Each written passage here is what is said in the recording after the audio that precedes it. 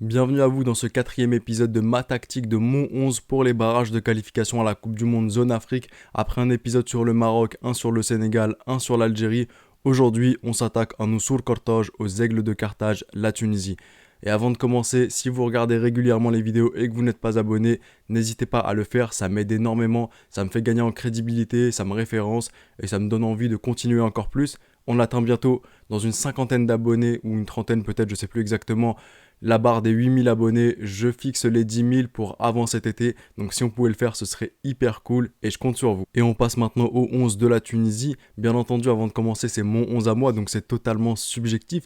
Et je vous invite, vous, dans l'espace commentaire, à me donner votre formation, à me donner votre tactique, à me dire tel ou tel joueur, où est-ce que vous le placeriez. Si vous n'êtes pas d'accord avec moi, c'est hyper intéressant, c'est des débats hyper constructifs. Des fois, je me dis, ou même quelqu'un qui peut passer dans les commentaires, il se dit, ah ouais, son idée, elle est pas bête, j'y avais pas pensé. Donc c'est hyper intéressant, toujours dans la bienveillance, et on en ressort tous plus grands. Et on commence maintenant sans plus tarder le 11. Je vous mets le 11 juste là ou juste là, ça dépendra au montage, et on commence avec le gardien, l'une des plus grosses zones d'interrogation en Tunisie depuis que je connais le football, et surtout quand je regarde la CAN 2019, quand je vois que aucun gardien n'avait convaincu et qu'il y avait eu 3 gardiens au cours de la compétition, non pas parce que les gardiens se blessent comme en Égypte, mais parce que tu ne sais pas qui mettre. J'ai une très très grosse zone d'interrogation, mais je partirai sur le même gardien qu'à la Coupe d'Afrique des Nations, Béchir Ben Saïd. Même si le gardien de l'Étoile du Sahel, j'avais remarqué qu'il avait de belles performances en ce moment, surtout quand j'avais regardé le match de l'Espérance contre l'Étoile en Ligue des Champions de la CAF. Donc, à vous de me dire, honnêtement, je sais même pas qui mettre au cage. Et j'ai pas souvenir de l'avoir dit, mais je pars sur un 4-3-3 avec un numéro 6 et deux numéros 8. Au poste de défenseur droit, je mets Drager. En charnière centrale, je mets Montassar Talbi avec Dylan Brown. En défenseur gauche, je mets Ali Maaloul. En numéro 6, je mets Ilyes Srili. En numéro 8, je mets Sha'alali Eleidouni. En attaquant droit, je mets Naïm Sliti. En buteur, je mets Sefeddine Jaziri. Et en attaquant gauche, je mets Wahbi Khazri. Alors à ce stade de la vidéo, je pense que c'est le trio d'attaque qui va le plus faire parler. Mais où est-ce que je veux en venir et qu'est-ce que je veux faire exactement? Je sais que mon entraîneur Mondrek Bayer a été viré. Et aujourd'hui, d'un jour à l'autre, je peux pas inventer un fond de jeu. Donc qu'est-ce que je fais? Je prends des joueurs d'expérience premièrement. Je prends pas des joueurs de 37 ans non plus. Maximum 33, 32 ans. Je prends des joueurs qui ont énormément de volonté, qui sont prêts à mourir pour le maillot et qui courent énormément. Parce qu'en face, faut pas que j'oublie mon adversaire. Je ne joue pas contre moi-même, je joue contre le Mali, une équipe très très endurante, une équipe qui sera très très forte sur l'homme, dure sur l'homme, avec énormément d'impact physique et de contact physique, de rapidité. Donc ce que je fais, je prends des joueurs qui sont capables de courir, qui sont prêts à donner leur âme et avec énormément d'amour pour le maillot. C'est pour ça que d'une part, je ne prends pas Youssef Msekni, avec tout le respect que j'ai pour sa carrière en sélection nationale. Msekni aujourd'hui, on l'a vu durant la Coupe d'Afrique des Nations et un peu avant, c'est un feignant. Il a plus du tout envie de courir. Qu'est-ce qu'il fait? C'est que tu te retrouves toujours en infériorité numérique parce que l'adversaire est en supériorité numérique par le fait que Youssef Msekni attend gentiment son ballon, un peu à la Léo Messi, toute proportion gardée. Pourquoi est-ce que je ne prends pas Mejbri de Manchester United? Parce que Mejbri est assez frêle face à des joueurs maliens hyper solides et hyper durs sur l'homme. De deux, parce que c'est quelqu'un qui n'a absolument, et de ce que j'ai remarqué, il n'est pas dans le même tempo que l'équipe, il veut faire le show, il veut montrer son dribble.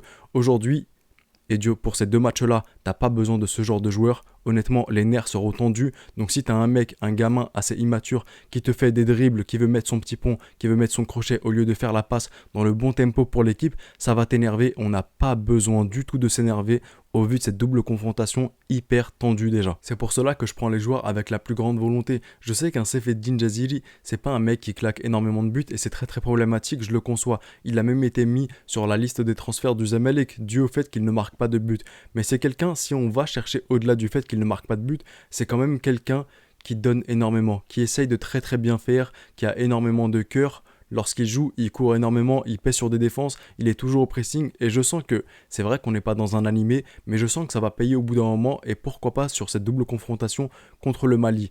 Ensuite, t'as un mec comme Wahbi Khazri sur le côté gauche, c'est vrai que je l'ai mis ailier gauche, c'est pas vraiment son poste de prédilection, c'est vrai que ça va faire un côté hyper faible en termes de vitesse, ce côté gauche avec Ali Maaloul et Wahbi Khazri qui va être très très compliqué, mais je sens que ces mecs peuvent se surpasser. C'est pour ça que je prends les joueurs, vraiment des joueurs qui ont énormément de cœur, énormément d'âme, qui sont prêts à mouiller le maillot et qui sont aussi très très durs sur l'homme. C'est ce qui compte aujourd'hui contre le Mali, c'est aussi des joueurs durs sur l'homme. Quand tu vois le milieu de terrain malien, l'impact physique qu'il y a dans ce milieu de terrain là, il te faut des bonhommes hyper solides.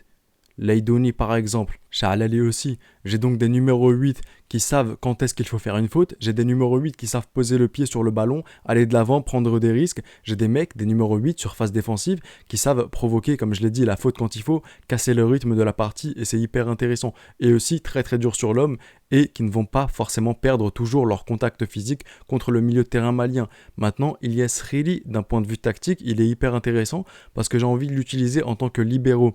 Sur les phases défensives, il viendra s'immiscer entre les deux défenseurs centraux pour avoir une ligne de 5 défenseurs et en phase offensive, il viendra aussi s'immiscer entre les deux défenseurs centraux de sorte à ce que j'ai un 3-4-3 avec les montées de Drager et d'Ali Ma'loul.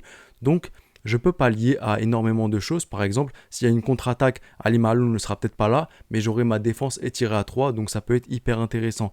Ce que je veux dans ce match-là, comme je vous l'ai dit, c'est énormément d'âme, énormément de volonté, des hommes d'expérience. Il y aura aussi une petite part tactique, comme je vous l'ai dit, placement de certains joueurs, qu'est-ce que je demande de certains joueurs, repiquer dans l'axe pour Naïm Slidi, provoquer des fautes aux abords de la surface, et sur une tête de Montassar Talbi ou de Dylan Brown, je peux chercher un but, etc., etc. Ça va se jouer sur des détails, les détails, faut que je les provoque, et je sens que vraiment, dans cette équipe de Tunisie, solidité défensive et être énormément en bloc équipe et que tout le monde fournisse des efforts et ça va vraiment le faire. Je pense que la clé de cette double confrontation, ce sera surtout qui va fournir le plus d'efforts et le gagnant sera celui qui va fournir plutôt le plus d'efforts et donner le plus d'âme. Certes, la Tunisie aura ce petit côté expérience, ce petit côté vice des grands événements et des grands moments qui va jouer en sa faveur, mais elle aura aussi énormément de volonté et c'est ce que je cherche avec ce 11-là. Et maintenant, un facteur très très important, c'est match aller, match retour, à domicile, à l'extérieur. Aujourd'hui, on revoit le public. Quand je vois par exemple l'Égypte qui pourra accueillir 60 000 personnes, le Sénégal qui pourra accueillir 50 000 personnes, le Maroc, l'Algérie, etc. J'ai plus les chiffres exacts, mais c'est pour vous dire qu'aujourd'hui, le public sera de nouveau ici dans les stades. Mais il y a un facteur très très important quand on parle d'à domicile et d'à l'extérieur.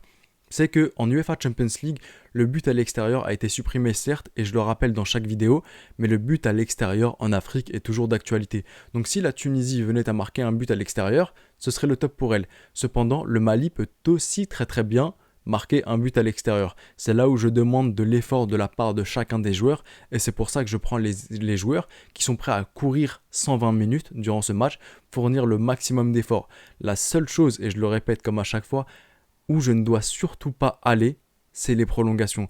Parce qu'imaginons un scénario catastrophe où le Mali marque à la 115e minute, la Tunisie devra marquer 2 buts en l'espace de 5 minutes, ce qui est quasiment impossible. Même si impossible ne fait pas partie du dictionnaire de football, ça va être très très compliqué. C'est pour ça, et je me répète encore une fois, que je veux les joueurs qui sont prêts à courir le maximum, les joueurs qui sont prêts à vraiment à donner leur âme pour le maillot. C'est ce qui va compter durant cette double confrontation.